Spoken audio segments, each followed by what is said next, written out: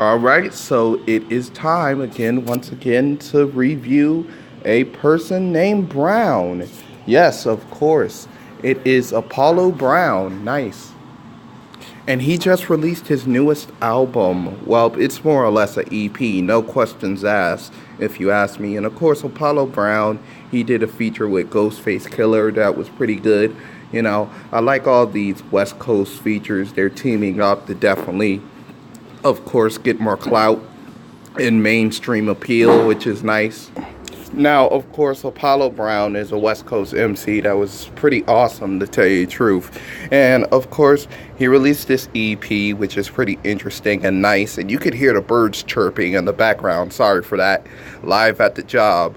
But, of course, it is a 8-track EP, and it's pretty okay, pretty good. In fact, much of it is brilliant and elegant. It starts out with Just Ass, which, of course, contrast with the No Questions is a pretty nice thing to start with. Of course, it's a jazzy piano ballad that, of course, is mostly instrumental, 100% of it to be exact. And I would give it a 3. It was a pretty good track, to tell you the truth.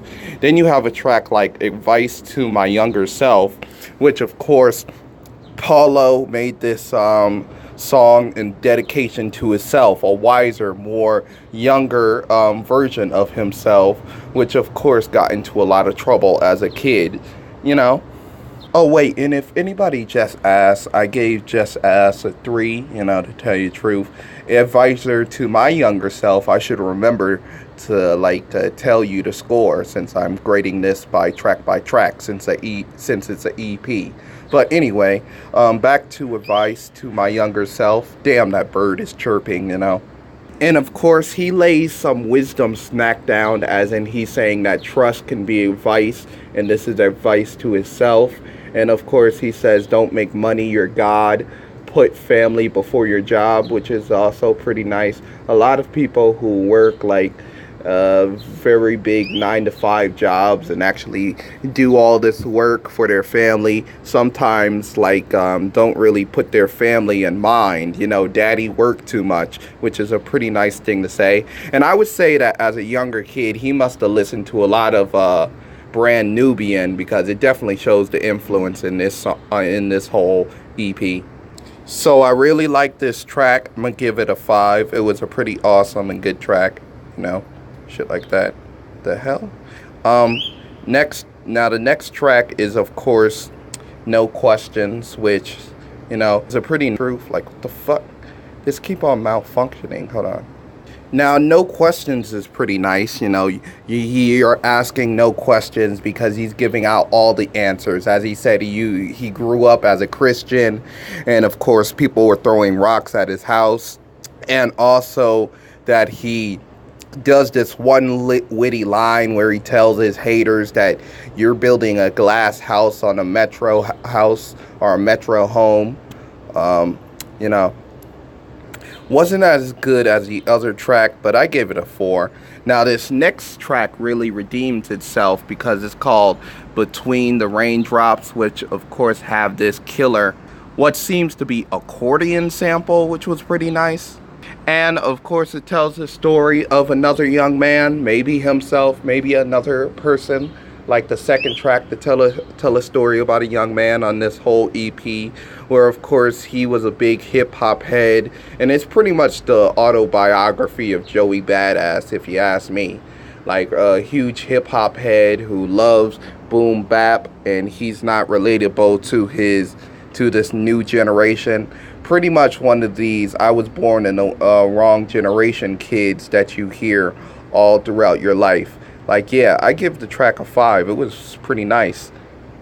Now, this track right here, the 5th track, it, of course, is one of the more lyrical, like most lyrical tracks on here. What it lacked in chorus, it makes up for in lyrics and overall topics, as he has one-liners like "You're a diet soda, while I'm the Ayatollah," which was pretty nice, and "I'll firebomb whatever Bible you're lying on," which was pretty nice.